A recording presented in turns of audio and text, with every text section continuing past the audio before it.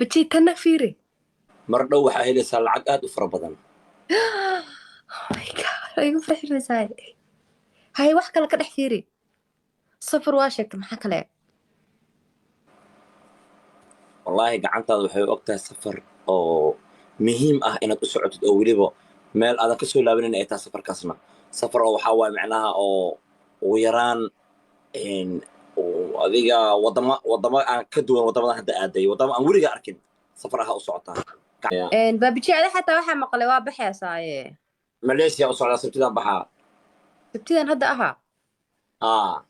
adigana gore baxe. Ilaahay ku nabadgeeya next week insha Allah. isbuuc soo socdaa. ay Alaykum salaam. haddii aad baxdid wax badanaa isbedeli doono.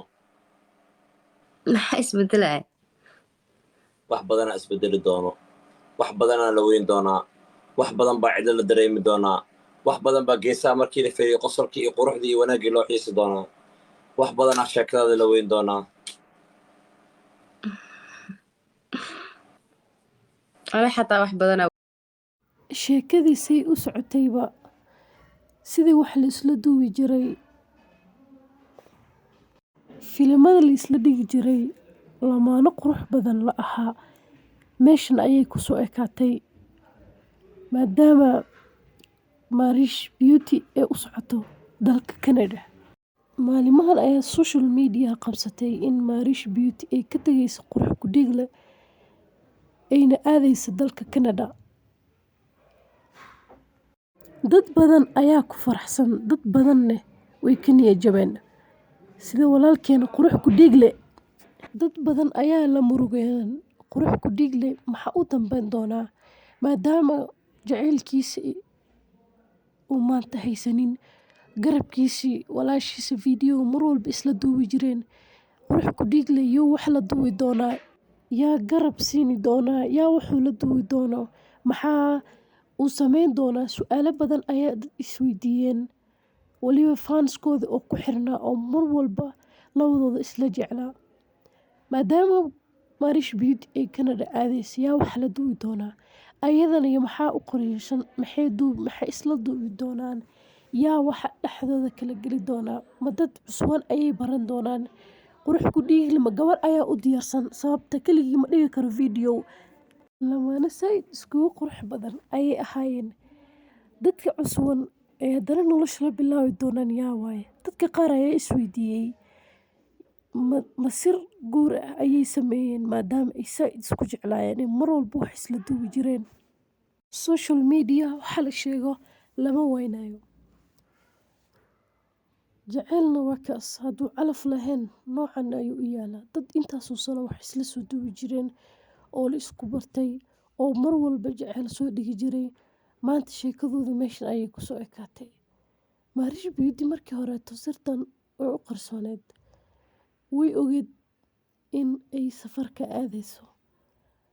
jaceylka ee qurux ku dhig leh u haysay miyay wadi doontaa, ballantii ay ka qaaday miyay oofin doontaa, mise meeshan ayay ku xirmaysaa. sababta waa aragteen dad badan hadday kala safraan uu distance jaceylka yeesho inta u badan maraago oo waxaa imaadaa khilaaf, dadkii oo is arkaynin, dadkii oo kale waqti ah, dadkii oo isfahmaynin, intaas ayay u badan tahay. maxaa leedahay adi Marish Beauty ee qurux ku dhig leh ma si sir ah ayay isku qabaan, mise jaceylkooda wuxuu ahaa shaqo oo saaxiibtinimo ayay ahayd. laga yaabaa inay fadhiisteen maadaama maanta ay kala qaarad ku noolaan doonaan. marar badan jaceylkaas maraago oo jaceyl sii wada ma noqdo, sababta ah isma fahmayo waqtiyihii kala duwan. laga yaabaa inay isla fadhiisteen ay sheekeeyeen ee dhaheen aniga saan ima noqonayso, adigana saan ma noqonayso, saaxiibtinimadeena le ha socoto. markuu qofka kale si dhab u jeclahay mararka qaar murugo ayaa ka muuqata. labadan qof murugo kama muuqato, qof walba dhinac ayuu ka qoslayaa, mise jaceylkooda way qarinayaan. adi maxaa leedahay? sababta qofka kale hadduu ka tagayo inta u badan wuu murugoodaa, inta u badan qalbi jab ayaa ku dhaca, inta u badan way ka xanuustaan. laakiin maanta waxaan aragnay laba qof oo intaasoo sano isla soo dhigayeen fiidiyoyaal, isjeclaayeen, kana muuqanin murugo sida ayagoo isla socdaan, mise prank waaye waxan dhan oo Marish Beauty ma u socoto oo meelay u joogto ma laha. Maalmahan waxaan aragnay ayagoo waqti isla qaadanayaan sida hore. Waqtigii ayay isla qaadanayaan. Markii hore markii laisla joogay saas may ahayn. Maanta xeer waxay noqdeen inay hotel weyn ay wada kireystaan ay waqti isla qaataan. Markii hore la isma rabin ee maanta maxaa la isku jeclaaday. Markii asxaabta la ahaa waa la kala fogaan jiray, waa la kala safri jiray, laakiin maanta sheekada way isbedeshay. Ayaga ayaa waqti isla qaadanaya. Waxay leeyihiin waqtiyaashii aan soo dhuminay aan ka faa'iideysano, aan dib u soo celino. Marish Beauty markay xagga aado channel-keedii yaa fare ku qaban doona, yaa haysan doona, yaa wax ila duwi doonto. Qurux ku dhigil Afrika uu joogaa, dad uu la duwo ma waynayo, gabdha ayaa xagga buuxaan. Laakiin Marish Beauty nolol cusub ayay bilaabaysaa, dad cusub ayay baranaysaa, akhris ayay gelaysaa. Sida maanta meesha Afrika loo joogo oo freedom-ka ah ma aha.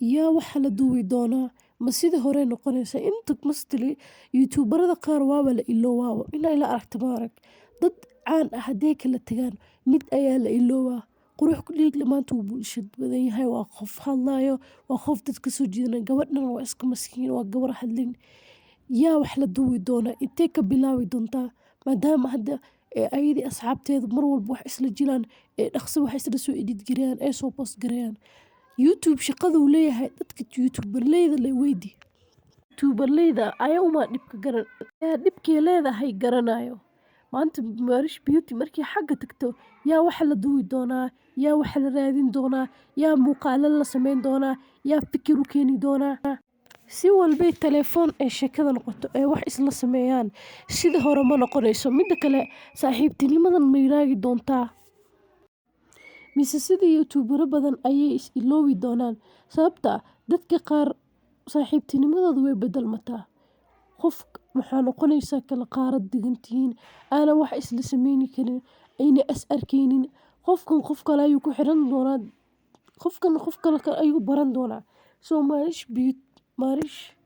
Marish Beauty sheekada ma sidii ayay u socon doontaa maadaama dad badan ay leeyihiin qurux ku dhiigle wuu ku xiisi doonaa quruxdaada caqligaada sharaftaada iyo soo dhaweyntaadii ayuu u xiisi doonaa qurux ku dhiigle ma u samri doonaa miyuu sigi doonaa ilaa Marish ay soo noqonayso maxaa leedahay jaceylka marka la kala fogaado muu waaraa ma sidii muuraaga ma sidii hore ayaan noqonaysaa adiga maxaa leedahay Marish iyo qurux ku dhiigle yaa waaye qofka uu jaceylka ku dambeyn doono